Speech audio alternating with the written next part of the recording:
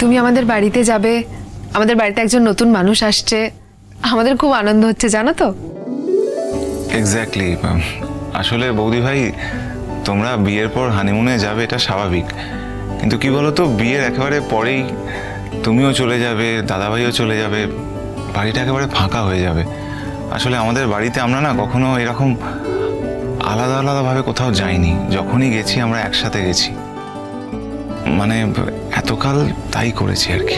বাবিল, তোমার যখন মিটিলের সঙ্গে বিয়ে হবে তখন কি হানিমুনে ফুল ফ্যামিলিকে নিয়ে যাবে?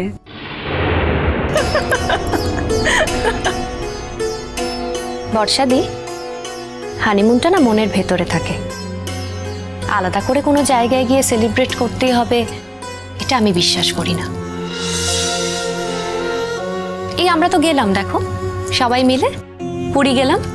দেখো কাকিমা তো আমাকে নাও বলতে পারতো, কাকিমা আমাকে জোর জবরদস্তি করলো, সেই জন্যই তো আমি গেলাম।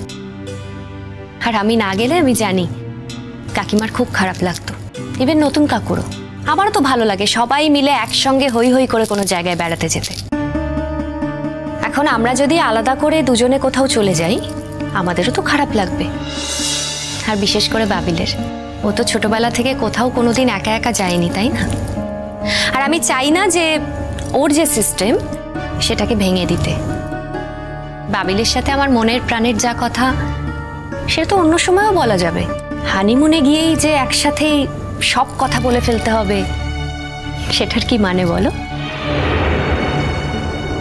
আর আমরা তো দুজনে নতুন বর বউ না, এত বছর ধরে আমরা একে অপরকে চিনি, আমাদের কাছে ওসব ম্যাটার করে না।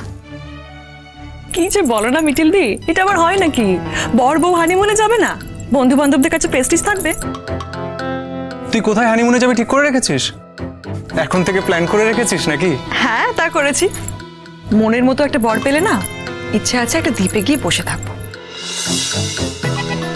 Wow nice. তা মনের মতো কেউ আছে নাকি? হ্যাঁ, তোমাদের সঙ্গে তো আর ভালো করে আলাপই হয়নি। এই বলো তো মৌ আমাকে, মনের মতো কেউ আছে?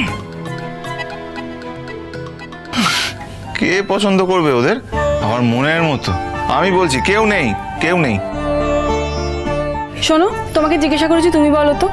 আর তুমি হচ্ছে তোর দাদা, বোনেদের কাকে পছন্দ হবে তুমি কি সব জেনে বসে আছো? অদ্ভুত কথা, বলো তো। আছে নাকি কেউ? বলতে পারো।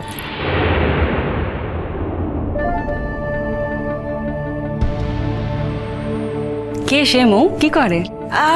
সে এখনো স্টুডেন্ট, পরে কি করবে জানি না, তবে খুব ব্রাইট স্টুডেন্ট, ভবিষ্যতে বড় কিছুই করবে। বাবা মৌ, এরকম কেউ তোমার আছে আমি তো জানতাম না। কিরে মিঠি, তুই জানতিস নাকি? আমি কারোর ব্যক্তিগত ব্যাপারে আগ্রহী নই। সময় মতো সবাই সবটা জানতে পারবে, ওকে? বেশ, আমার সঙ্গে কিন্তু একদিন আলাপ করিয়ে দেবে। হ্যাঁ ওমা, হাসছো যে? এই যে তুমি বললে আলাপ করে দেওয়ার কথা, তাই হাসছি। এত হাসির কি আছে রে? হ্যাঁ দাঁড়া দাঁড়া, আমি মামুকে বলছি। আমি না অ্যাডাল্ট হয়ে গেছি, মামুকে বলে কিচ্ছু লাভ হবে না, আমার নিজে চয়েস করার বয়স হয়ে গেছে, বুঝেছো? আর ভাবিল দা একটা কথা, আমার মা কিন্তু সব জানে।